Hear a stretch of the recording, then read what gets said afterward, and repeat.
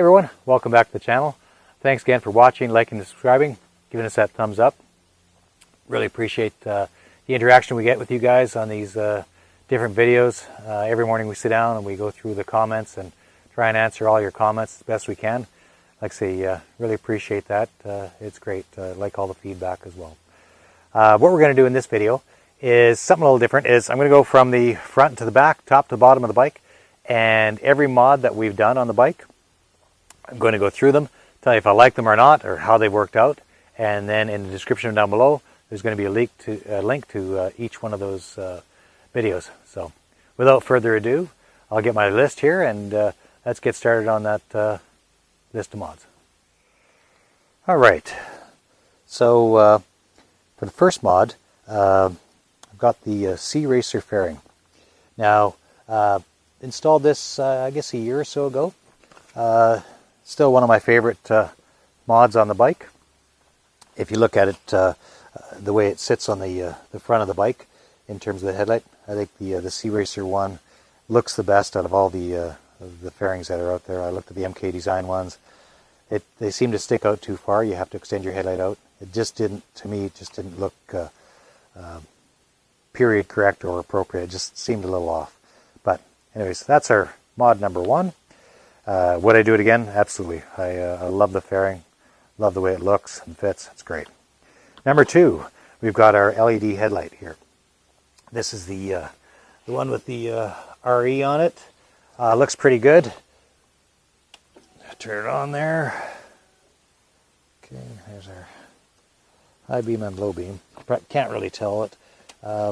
One thing about this headlight that I will say, that if I was doing a lot of nighttime riding, I probably wouldn't recommend it. It's adequate. It gives off an appropriate amount of light. It's just not a super bright headlight for any type of ongoing daylight or nighttime driving. I will note as well, though, it does have the DOT and the European mark on it. So if you do upgrade the headlight, it's approved for your area. Number three on the list is the headlight bracket. Now, I installed this headlight bracket before I installed the fairing.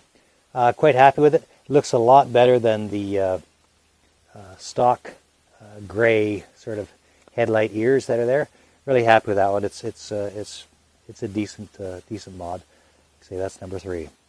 Number four is the Sea Racer oil cooler protector. See here, it's right here. It's got the logo on it. It's a decent little thing, quick and easy mod. Pretty reasonably priced. The stock one is quite thin. This one stands out a bit more, but I like it. It's nice.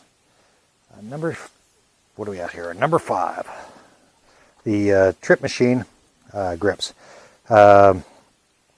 Really like these. This is one of the first mods I did. It's still holding up well. Yeah, it's decent. I really like that mod. It's good. It's good all around. I'd recommend that mod for sure. Number 6, the bar end mirrors and the levers, the aftermarket levers. Again, I'd recommend. Forgive the bug juice there. The bar end mirrors and the levers. These are great. I like them both. Totally recommend those levers, and as well the bar end mirrors. They've worked out really well. I quite like that.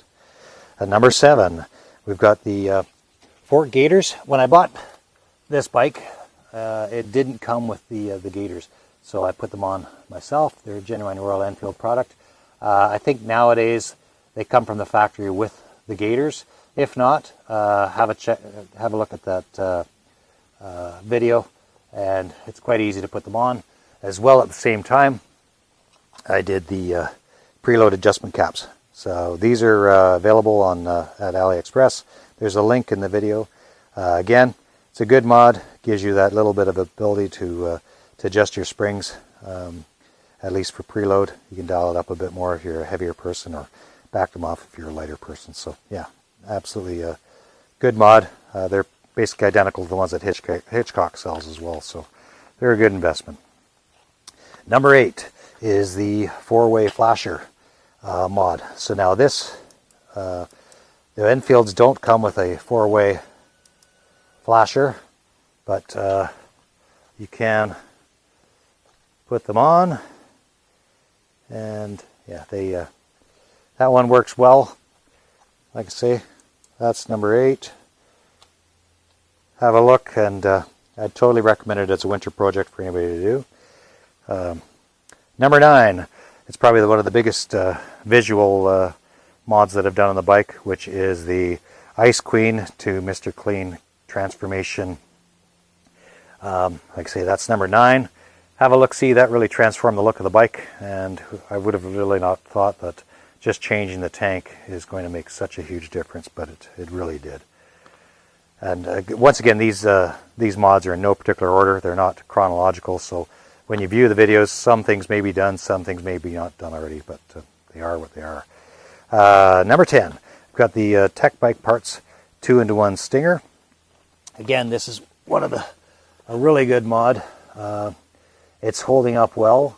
I polished it in the beginning, and I still, probably every 2 or 3 weeks, I'll give it a bit of a polish. It goes a little brown, but it hasn't gone as brown as it probably would have if I ever did polish it, but quite like it. The sound from it as well is great. I never get tired of the sound. I'll just flash it up here and give you guys a listen. There you go. Volume down there. Say it's got a nice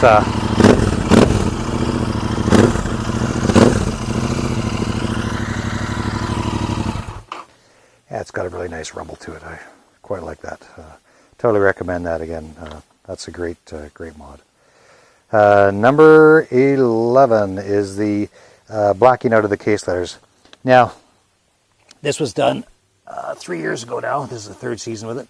As you can tell, it's wearing off a little bit. It's flaked off on the O there, so I've got to redo that, which I'll probably do this winter. But I'm surprised still that Enfield hasn't incorporated this into their manufacture and just have them come from the factory like that, because it really makes the name stand out and pop.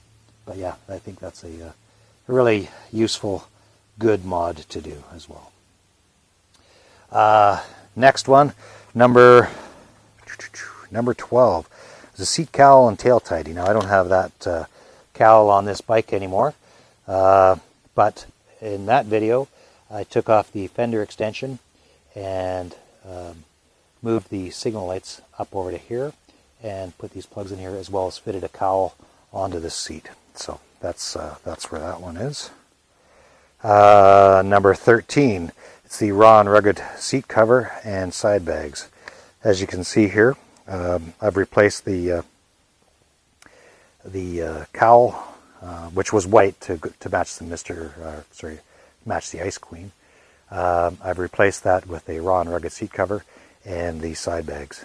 Quality of the leather on the side bags is great. I have no complaints with these at all. You can't carry a whole hell of a lot in there, but they look good, I think. And yeah, they've been on there now for 2 years, I guess, and great, very good quality. The seat itself, I switched between this seat and a solo seat at times, so it hasn't gotten a ton of wear on it, but does seem to be holding up really well. And again, more aesthetic than anything else. Really like it. It does add probably about 3/4 of an inch to your seat height, what I've noticed, because as you're sitting on it flat-footed, it lifts you up a bit more. Number 14 is the center stand. Now this is only applicable, of course, to the Continental GTs, because the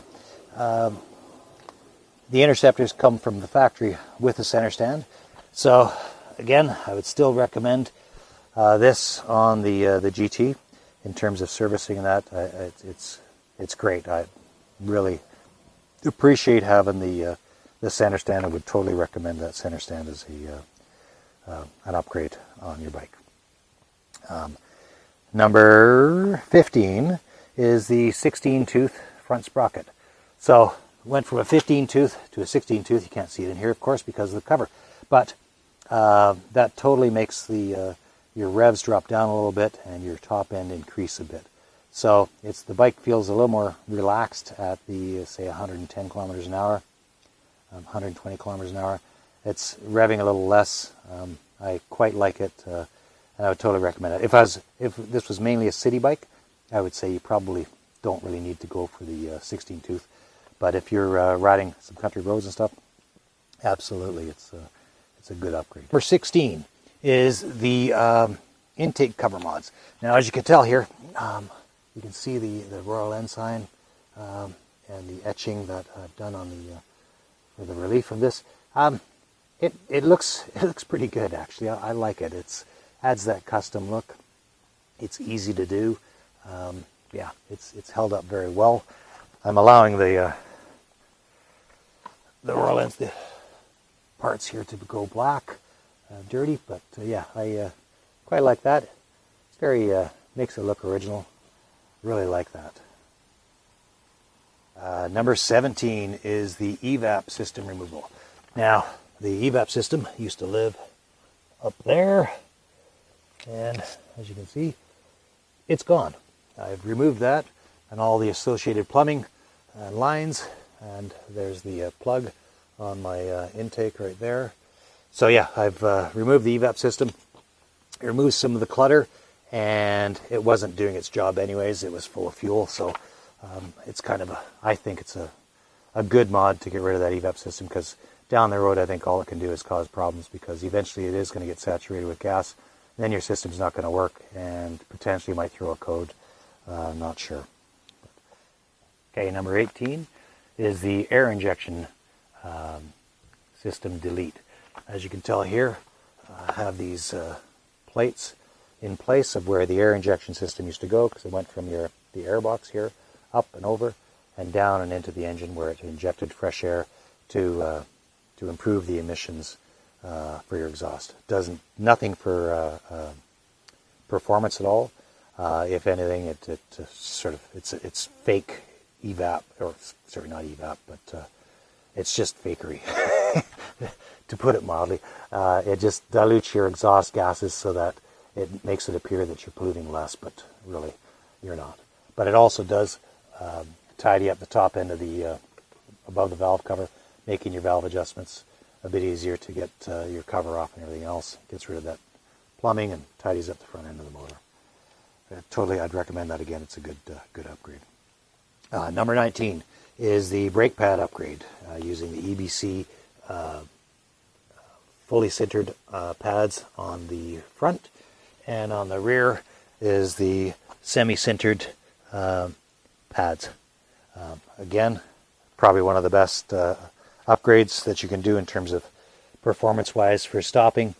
The brake pads vastly improve the braking ability of the bike. It's like night and day. It really is. It's like you got a fresh set of calipers, I think. So those are all properly bled, and yeah, they're very grippy. Definitely recommend that. I would do it again for sure. Number 20, the air filter mods. So on this one, what I did was, under the cover here, of course, remove the snorkel and put a different air filter cover, and then had a bit of a discussion as to why I don't feel that it's necessary to go with a K&N filter or a DNA filter, and I think the stock air filter is the best, and I still maintain that I believe that that's the case. So check that video out if you like. It's number 20. Number 21 is the 4 mods.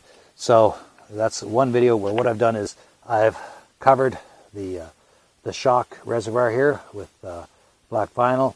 I've covered the heel guards with black vinyl, placed the plug, the black plug here in the side of the engine, because I think it looks pretty cool. And as well, I added about a third of an inch of rubber to the side stand, as you can tell there. As the Enfield, when it was stock, or not stock, but as is, when you're leaning it over, it seemed to me to lean over a bit too far. So I've added a bit of rubber there to improve the height. All right, number 22 is the Motone Customs taillight, as well as the, LED signals. That video, like I say, is number 22. So I removed the stock tail light and replace it with this one, which I think looks pretty cool. I really like it. It's quite bright. I'll just turn the key on here. Even in the bright sunlight here, you can see this tail light's really, really bright. Again, I think it's a really good mod and upgrade. Makes the bike look a little more custom. Number 23. Now this is probably not the most controversial, but one of the best upgrades I did, which was the 3M tubeless conversion. So, as you can tell, with these valves, I've got my little India flag there too. But yeah, so those valves and the 3M tubeless conversion, front and rear, took my time on it, which you should as well if you're going to do it. Just take your time and go slow. And it really, really makes a difference in terms of peace of mind to know that if you're out and you do get a flat or a nail in your tire, all you got to do is put a plug in it and you're back on the road again. You don't have to actually do anything else. So that's a great upgrade. I totally recommend it. But I say, take your time. Be a good winter project for someone to do if they like. But yeah, that's totally a good video. It's a bit long of a video, but I tried to be as thorough as I could. And to date, it's been, I think, over a month, probably a month and a half now. Still no air loss. Holds air perfectly. It's great. Really, really, really like it. Then I'm on to some maintenance. So there are some maintenance videos that I've done as well. Number 24 is a valve adjustment video. I'll show you how to adjust your valves the way I do it, and seem to work out well.